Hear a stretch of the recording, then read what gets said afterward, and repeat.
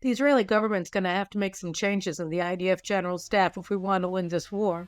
And the West is going to have to make some changes in the way that it does things if it wants to survive. I'll have details on both coming up on In Focus.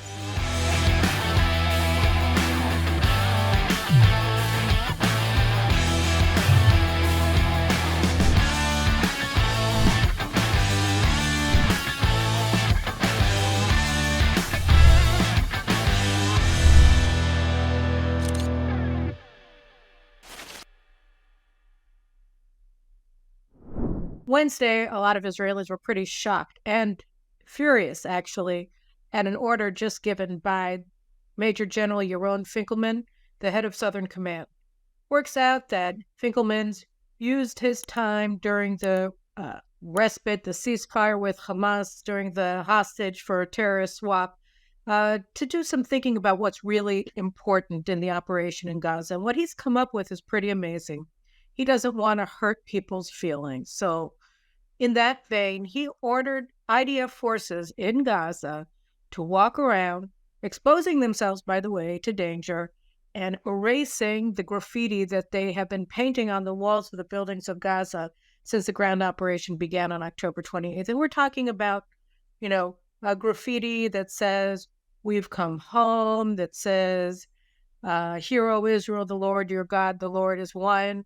All kinds of things, that it's been shown on the news, and it's been a real adrenaline rush for the public when we see how proud our soldiers are going through killing the Islamo-Nazis and Hamas, taking the necessary steps in order to defend the country and defeat our enemies. And the graffiti that they've been painting is actually part and parcel of that sense that, okay, yes, we suffered a horrible blow, but we're coming back. We're taking over. We're not going to allow our victimization to define us. No, we have our men, we have our IDF, and we're going to defeat, we're going to destroy, we're going to decimate this genocidal enemy that just burned our babies alive, and who knows what they're doing to the hostages that it's still holding in Gaza. So the graffiti has been really, a way of increasing not only the morale of the soldiers, so many of them have already given their lives for this goal, but of also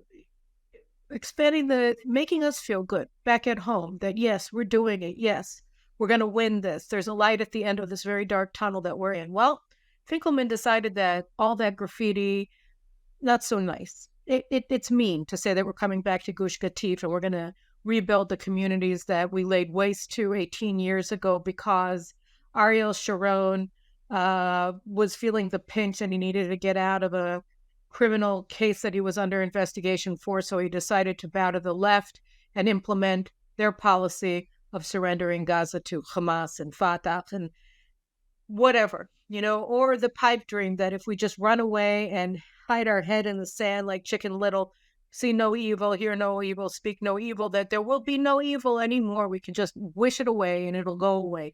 Those were the concepts that stood behind the incredibly insane, deranged decision by Israel in 2005 to destroy our communities, our thriving, beautiful agricultural communities in Gush Katif in southern Gaza and our 3 communities in northern Gaza as well, that protected the Western Negev and really protected the entire country. Had to get rid of those. And now we're paying the price for it. So they wrote graffiti saying, "We're coming back to Gush Katif. We're coming home." And Finkelman decided, no, that's insensitive. That's wrong. And he ordered our forces to erase it. And so we've seen these signs being erased with white paint because they got an order from hires. What it really tells us is that Finkelman has to go. He has to go. There are 2 generals, and I'm going to talk about both of them now. Finkelman, who's in charge of Southern Command, which includes Gaza, obviously, and Aaron Khaliwa, the head of Military Intelligence Directorate. Both of them have really been perhaps the most obvious reasons, the most obvious responsible parties for Israel not preventing the October 7th invasion. And since October 7th, or immediately after October 7th, this consensus formed that we really don't want to take any personal action against anybody.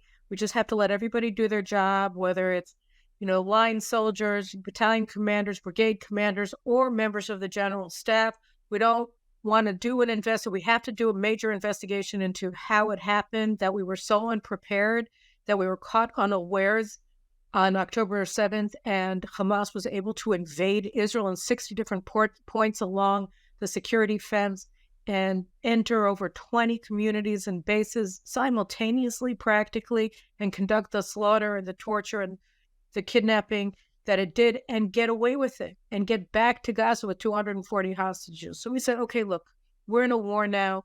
You go to war with the army you have, with the generals you have, and then you deal with it afterwards because we have to win. Okay, that makes sense, except that in the case of these two generals in particular, it's not necessarily possible to win the war with them remaining in their posts, and I'll explain. So Finkelman, just to be clear, he's in charge of the Southern Command, and one of the most unbelievable aspects of what happened on October 7th is just how long it took for military forces from the IDF to arrive at the communities in order to save them. In some cases, it took over 20 hours for them to come, and there have been more and more reports that that the Southern Command did not allow forces that arrived at the fences, at the gates of these communities that were under attack, that there were actual Hamasics on the ground killing people, and you had IDF forces waiting to be allowed to go in by their higher echelons, which is insane. What's the point of having a military if you're not allowed to use it? And so much of the evacuation, of the rescue, and of the actual fighting was done by volunteers, whether it was a civil guard in the kibbutzim themselves, or it was off-duty soldiers who just came in, or reservists like the Kalinzin brothers who just drafted themselves and went down and saved over 100 people in Kibbutz Be'eri.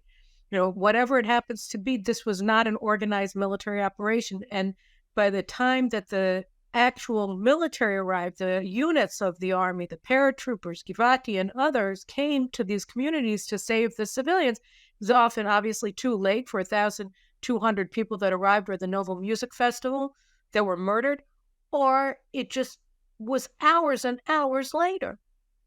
12 hours. I saw one survivor from Kfar Aza saying that he was hiding in a secure room for 22 hours. So who was responsible for this operational failure? Well, it would be Finkelman. And Finkelman was also, he had received warnings already.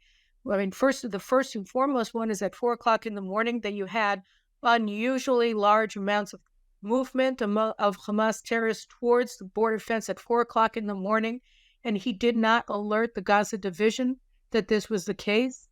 And as a result, you had all of these soldiers, and one of the reasons that they didn't arrive at the communities because the soldiers were killed in their bases by Hamas, right? So you needed to bring reinforcements down to the south in order to save them because the soldiers that were supposed to be defending the communities were dead, okay? And they were dead because they were asleep at 6:30 in the morning when the invasion happened. They were asleep. And there was no dawn guard.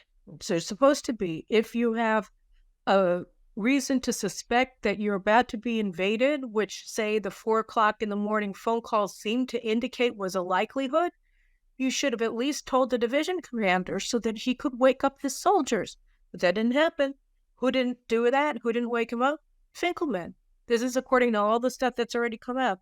So then you say, okay, all right, October 8th, we don't want to take any personal action against anybody, but we see the first time that we've noticed Finkelman doing anything of note since that day comes with this order. Oh, we don't want to hurt the feelings of the people in Gaza, therefore all of your mean Zionist graffiti has to go. You guys have to go out and erase it with white paint. Erase what you wrote.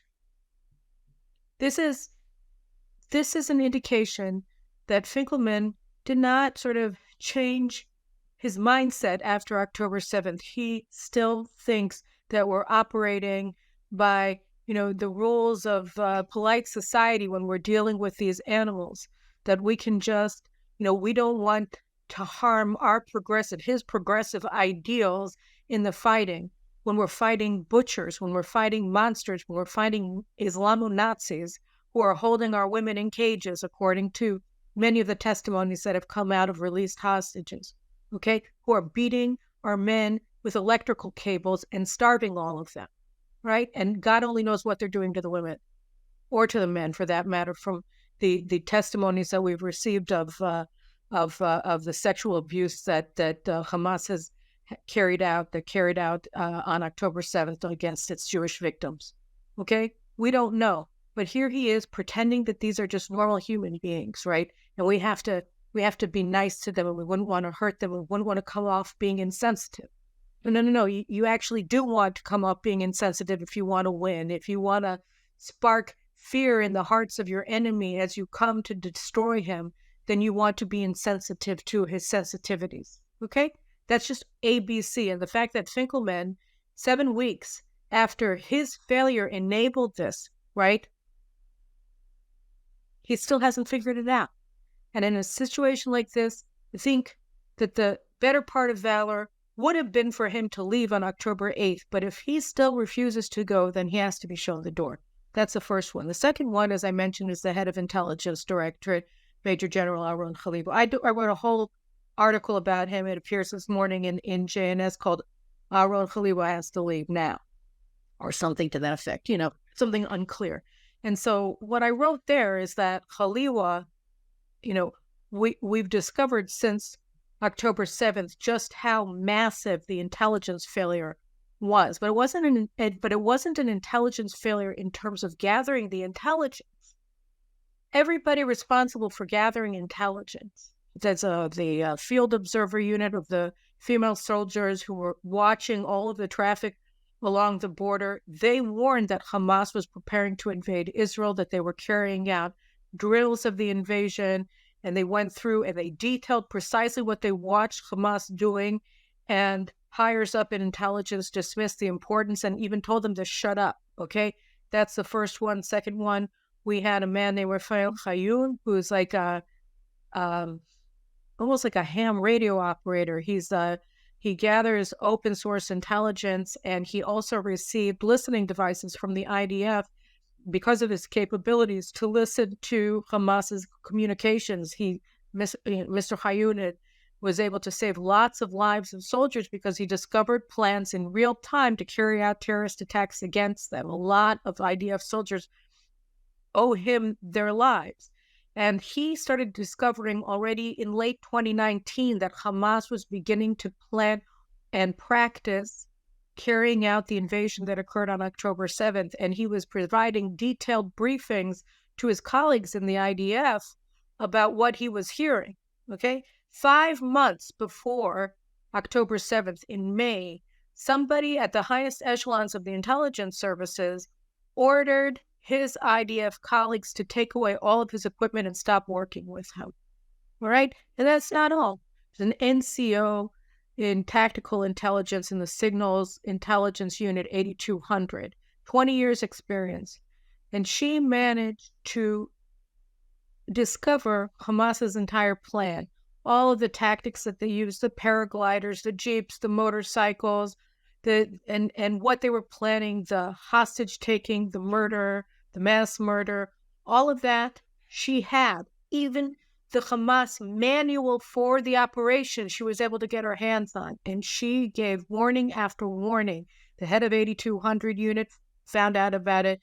Other senior leaders in the intelligence corps, she got to them, she told them, but they all disregarded her warnings. Finally, her boss, another NCO with 30 years experience, realized how important it was. He canceled a family vacation because he heard that Khalifa was going to be at their base, and he ambushed Khalifa with this NCO so that they could explain to him precisely what the danger was, and Khalifa dismissed them. Was it important? No, it was just, Hamas is just showing off. It has absolutely no intention of carrying this out, and it lacks the capabilities. And the female NCO said, no, that's not true, sir.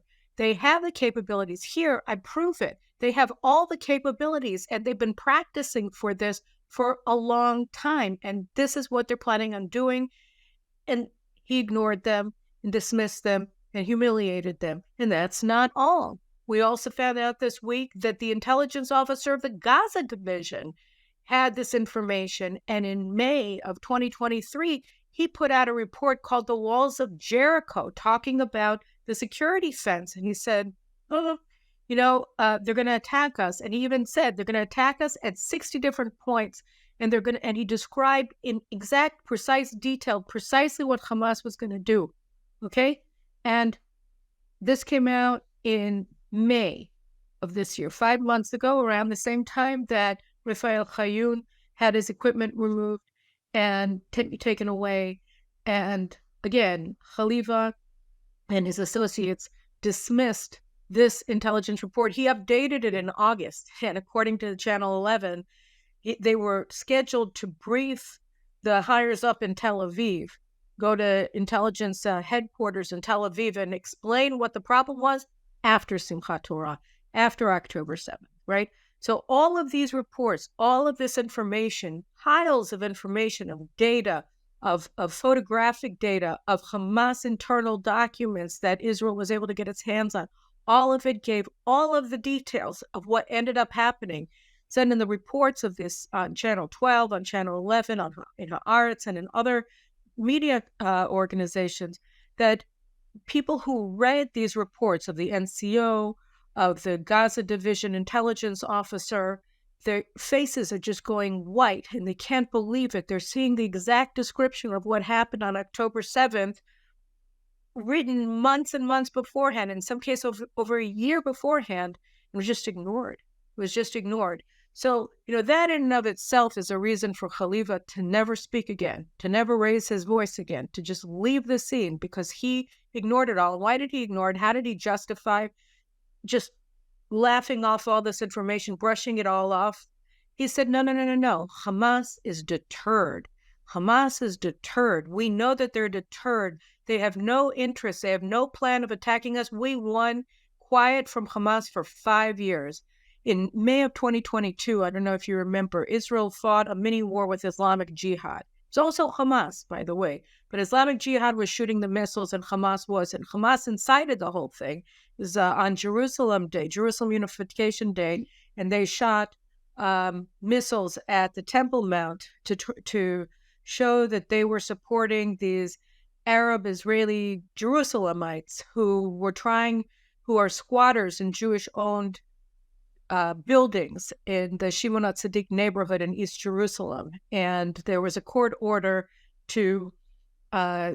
for that the Jews had finally gotten, after a prolonged legal battle, to get the squatters who were seizing their homes illegally out of their apartments, the buildings, so that they could live in them. So the international left and Hamas and the whole sort of red-green alliance that we see on the streets of New York these days, everybody got together and said that Israel was forcibly expelling these poor Palestinians from their homes that they had been living in. They'd been squatting in these Jewish homes, and they were finally supposed to leave. And Hamas said that they were going to start a war with Israel if Israel deported them. Okay? And then they shot the missiles in Jerusalem. There was a big fire in a tree on the Temple Mount as a result. And then what preceded was the pogroms of the Arab Israelis and missiles from Gaza. But the missiles were shot by Islamic Jihad, not by Hamas. So the fact that Hamas, after inciting this whole thing and organizing this whole thing, didn't actually shoot the missiles themselves was taken by Khalifa and his colleagues in the General Staff as proof that Hamas was deterred by Israel and that it was only Islamic Jihad that was undertaking these attacks on Israel. And I know it's insane, but whatever, they believe this. And they said that what we need to do now, Israel, in order to encourage Hamas to, get in touch with permanently its inner good, nonviolent person or terrorist group, is to give them a lot of money. And so the Bennett government started just funneling all of this money into Gaza. They said they were going to stop all of the suitcases of cash that was coming in from Qatar, and they did, because they let the Qataris just transfer the money directly to Hamas bank accounts in Gaza. So that's really what happened. And beyond that, what we saw was that they started allowing Gazans to come and work in Israel. Remember in 2005, again, this is a stupid thing, we called it the disengagement, We ended the so-called occupation, which had really ended, such as it was in 1994 with the establishment of the Palestinian Authority in Gaza. But be that as it may, we said they're not going to work here anymore, right? Because we're not responsible for them. We don't have to worry about the welfare of Gaza. We don't have anything to do with Gaza. We expelled all of our people. We gave them the means to become extremely prosperous. The Israelis were promised by the Sharon government that Gaza in short order was going to become Singapore. Of course, it became Afghanistan, but whatever. We gave them the greenhouses of the Israeli farming communities that were destroyed by the IDF, by Sharon's government. And they were supposed to take these multi-million-dollar greenhouses and really turn Gaza into a flourishing garden, or maintain the flourishing garden that the Jews had built in these areas. And in the event, they turned them all into terrorist training bases that they trained at, among other things, before the slaughter. All the same, Khaliwa said, no, what we have to do, not just Khaliwa, others as well. Bennett was one of them. Benny Gantz was really the champion of this. Let's let the Gazans come in and start working in Israel again. So from 2022 until now, you had 2021, you had about 15 to 20,000 Gazans with work permits in Israel. And as we found out on October 7th, a lot of them were gathering intelligence. They were intelligence operatives for Hamas. And that's why when Hamas got to the kibbutzim, to Be'eri, to Kfar Aza, to Nir Oz and other, they knew exactly who lived in what house, who had weapons, who was in the army, who had dogs, who had children, who were old, who were young. They knew everything about the community. They knew where the guns were held. They knew everything. And they were able to, and they used this intelligence. And by the way, some of these workers who were so nice to the Jewish employers while they were working in the kibbutzim, they actually appeared, they were there on October 7th with the people who were raping and butchering and kidnapping the Israelis who had hired them. Anyway, so the idea was you give them work permits, they'll come in, they'll moderate. Hamas's moderation that came, that was so pronounced. I'm sorry, I said May 2022, 2021 was May 2021, not 2022. That was something that we were just going to cultivate and it was going to work. And Islamic Jihad, that was the only bad guy, and Hamas was great. This was part of a whole deception by Hamas that was trying to lull everybody into complacency. Well, it works out that the people who were lulled into the complacency were the people who wanted to be lulled into complacency. The actual operatives on the ground, the information gatherers in Amman, in our intelligence directorate and the IDF, had all the information. The field observers saw what was happening at the border and they warned about it. Everybody who was watching what was actually happening on the ground, apparently in Gaza, saw what was happening and reported it. But the people who had embraced this illusion, this delusion, this narrative of Hamas moderation refused to let facts interrupt their reveries. And as a result, they did not warn the government. They did not alert the bases on the morning of October 7th that they had to get that dawn watch up, that they had to get their tanks deployed along the border wall. They didn't say anything. And that's why our soldiers were killed in their bed. So, here's Khalifa, the absolute colossal failure, professional failure of the highest order. And again, just like Finkelman, if they had parted ways with their narrative, as so many of the residents of these far-left kibbutzim that were assaulted have, right? You talk to these women doing peace. These are far-left organizations. They're like, we have to destroy Gaza. Why? Because they saw, because they understand what an existential threat is, right? Because their families no longer exist. That's why, right? Their kibbutzim no longer exist. Their neighbors no longer exist. Their dogs no longer exist. So they get it. But Khalifa, not so much. He doesn't get it. On October 28th, the government ordered the ground operation to begin, and Netanyahu with Gallant and Gantz had this news conference, and Netanyahu said there, look, this is a second war of liberation, Israel's second war of liberation, and we're facing an existential challenge to the existence of the state. In other words, this is a war for Israel's survival. It's an existential struggle with Hamas. And he's right, because, if Israel doesn't defeat Hamas, it's not just that we face this threat from Gaza, it empowers, it emboldens Hezbollah in Lebanon and Iran to strike us with nuclear weapons. If there's one thing, one of you guys wrote to me this week that if there's one thing that we have to take away from what happened in Gaza, from Gaza on October 7th, it's that Iran will use nuclear weapons to annihilate Israel if it's able to achieve that capability. That there's no way that we can look at enemies who seek our annihilation, who call for our annihilation, who work towards our annihilation, and then believe that what they really want are weapons with which to annihilate us just to make a point. No. They don't. This isn't, as Khaliwa said of the dress rehearsals for the invasion. This isn't an act. They're not trying to put on a show. No, they actually want to kill us. They're doing that. They're indoctrinated to believe it. There's reports by Hamasniks who were these terrorists who were arrested, who alive and have been under interrogation since October 7th, and they explained that they underwent indoctrination as part of their training for October 7th. So they were indoctrinated. They had these training sessions to convince them that it is their religious duty to murder children, to rape women, to take them hostage, to torture them, to humiliate them. All of the things that happened on October 7th that are continuing to happen, as we see with our hostages in Gaza. So they underwent this Islamic jihadist indoctrination throughout the course of their training for this mission of slaughter, of genocide, that this is what they're supposed to do. So the same thing happens in places like Iran with their Revolutionary Guard Corps that are developing the nuclear arsenal.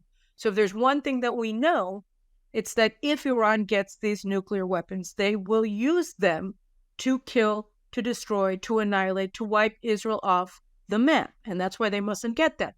That should be absolutely clear after October 7th. We have to believe them. So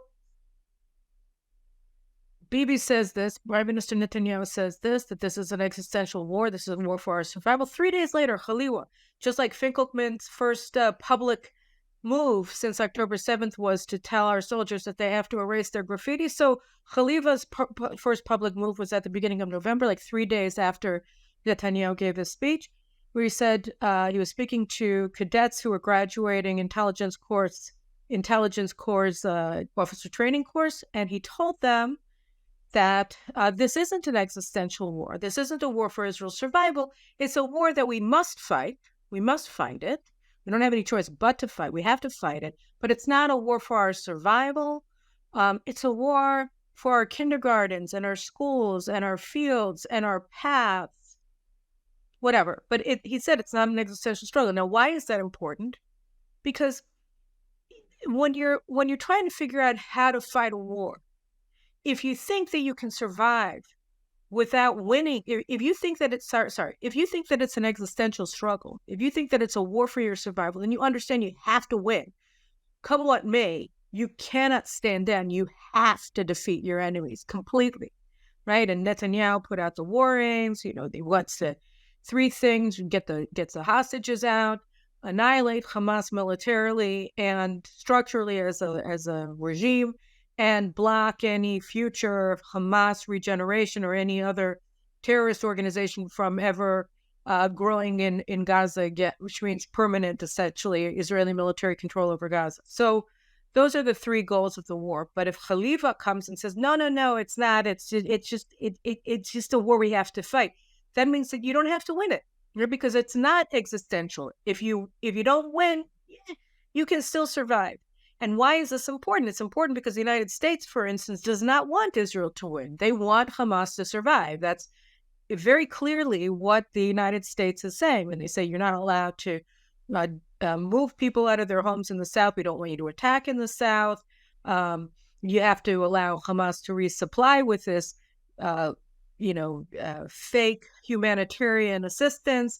we're gonna be Chicken Little, and we're gonna pretend that you can make a deal with these people, that it's credible. We want a ceasefire. We want to keep the ceasefire. We're looking at the Qataris, who are Hamas, right? They are the epicenter of they're the headquarters of the Muslim Jihad, of the Muslim Brotherhood, and the epicenter of Sunni Islamic Jihad that spread its tentacles from Al Jazeera and Doha throughout the region and the world of these Sunni terrorist organizations. And it's Qatar that is their epicenter. They all have headquarters there.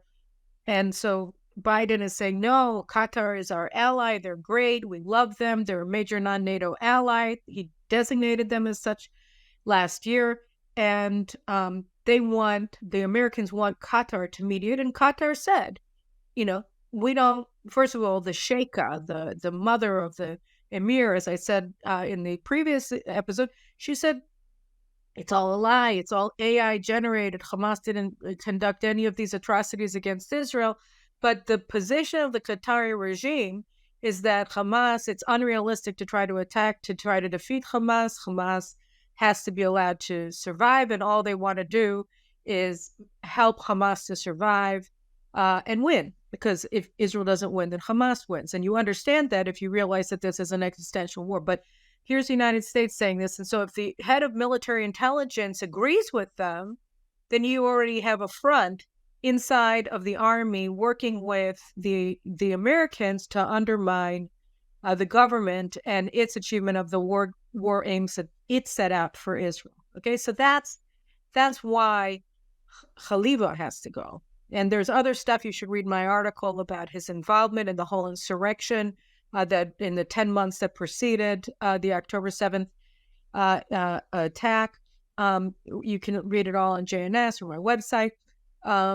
But basically you have Khalifa and you have Fickelman, and they, regardless of how much you want, to keep things settled, they have to leave, and they have to be replaced by war generals who understand that this is a war for Israel's survival, who understand that our job is not to be sensitive to the sensitivities of the poor Gazans.